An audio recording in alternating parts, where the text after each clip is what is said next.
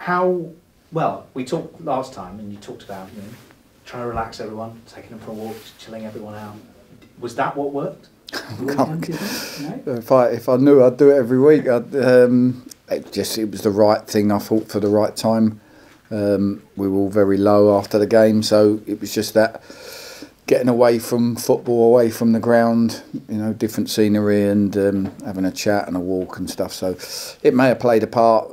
Obviously, you hope that the training plays a part in it and the messages you're getting across during training. But once they cross that white line at 3 o'clock, it's down to the players. And last week, certainly, in the last 4 weeks, few weeks, sorry, I feel that they've left everything out on that pitch.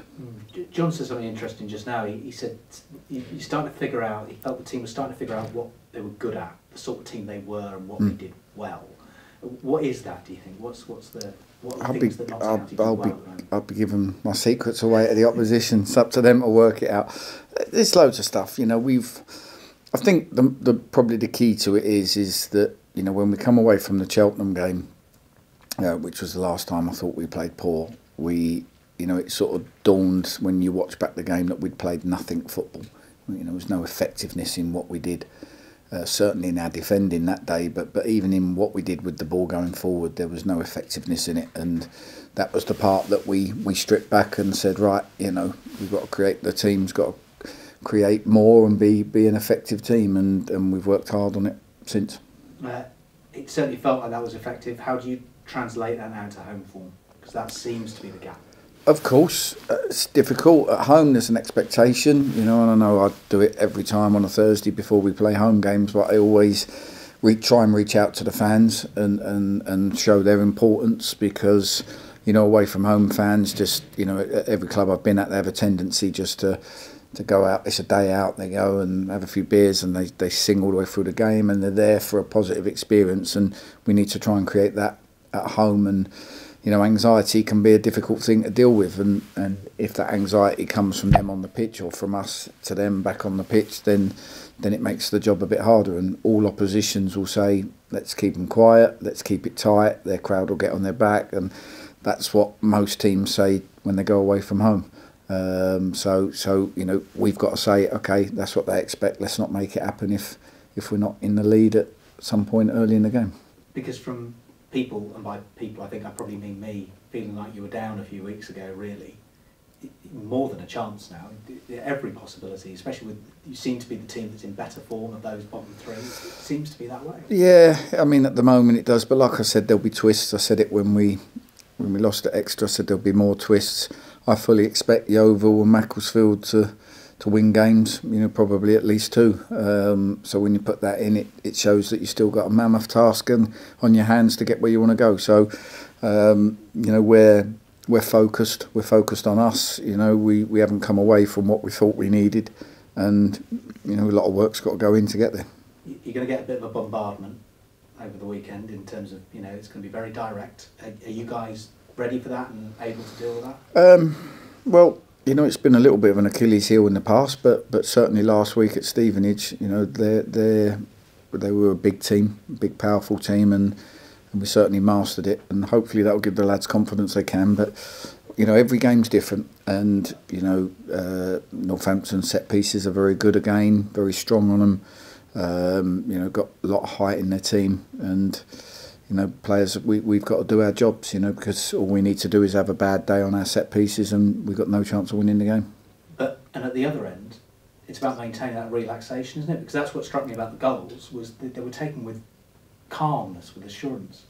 Yeah, I think it's always, there's two parts to it. One is how the team get into the final third and get into good positions with the right bodies and the right people in them positions. So that's number one, and we've worked hard on that. And then the second part is once they're in there, you know, getting the psychology of the players right and getting them to have fun. You know, the forward players are the players who are most likely, not guaranteed, but most likely to make things happen.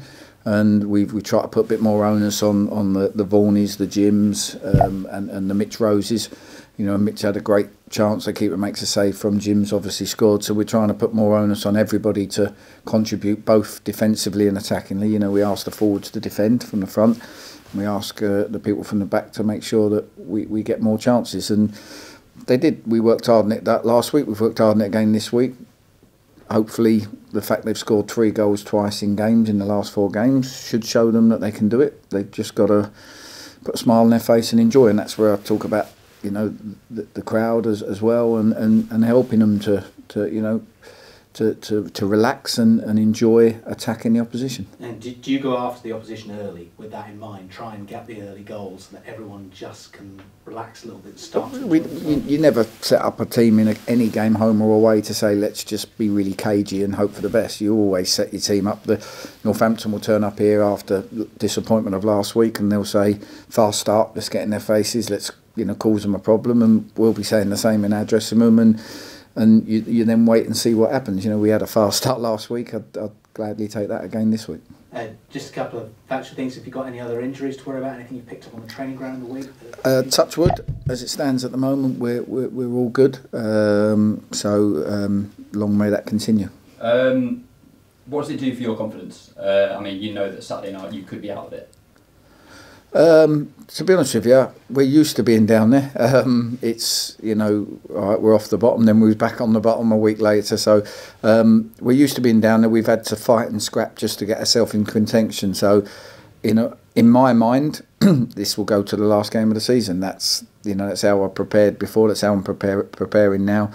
We've got a target we feel we need to get to, and I believe that the other 2-3 teams, whatever they might be dragged into it down there, I believe that they'll, you have to think they're going to win at least 2 games and draw, and you've got to try and get above that. So you just got to keep your mindset. Otherwise, you get disappointed with dropping back down to the bottom, or because the weeks, like I said, there might be some twists. All of a sudden, it might look unlikely, then it's likely again, and so on and so forth. So you just have to ride it. I think NGO said on Saturday that the strikers come together and had a conversation about what they wanted to change. Obviously, then 3 goals on Saturday. I mean, were you part of that conversation? NGO forgot to mention it was my meeting. So, no, I got the strikers in after training Thursday. We've done loads of stuff on finishing, trying to help them. And my job, first and foremost, is to make them realise the hard yards they need to put in to get into the positions, so that, if you don't run hard and you don't back up play and you don't get into the positions, you're not going to score. It doesn't matter how much finishing we do. If you're not there to finish, we could do all the finishing in the world. So that was the first thing, which is what you train and what you push in training. And then it's a case of them having a bit more fun and enjoying it and realising how good they can be. And we just called a meeting, we had a chat, and anything. It was really one of them. Anything I can do to help? Is there anything you need more from me? And just trying to get them to have a bit of fun, come together as a front 6, so to speak, and all be one team, within a team that they're going to enjoy making, creating, scoring goals. And it worked last week. Long may that continue. Okay, last thing from me. I think there's been reports that Keith Kerr's been getting his team in at 9 AM every morning, working them hard for this one. Have you been doing the same, or have you kept it relaxed like you did last week? Keep it the same as we, win, lose or draw. I don't really change what we do. When we plan our sessions, everything's based around the intensity we need to work out, how we play, what we want to get out of it, what we feel the individuals need within it to tweak. So for argument's sake, last week when we took them for a walk and we went down, we felt that mentally that was the right thing to do. Get away from the place, slightly different environment, and just see if we can get ourselves in a place where we turn up Tuesday and we're ready to move on, and it worked. So I don't win, lose or draw. You can't be governed by results all the time as a manager. But like you say, Keith's looking for a reaction, and he was obviously disappointed, and I'm sure he'll get it. And we need to play well.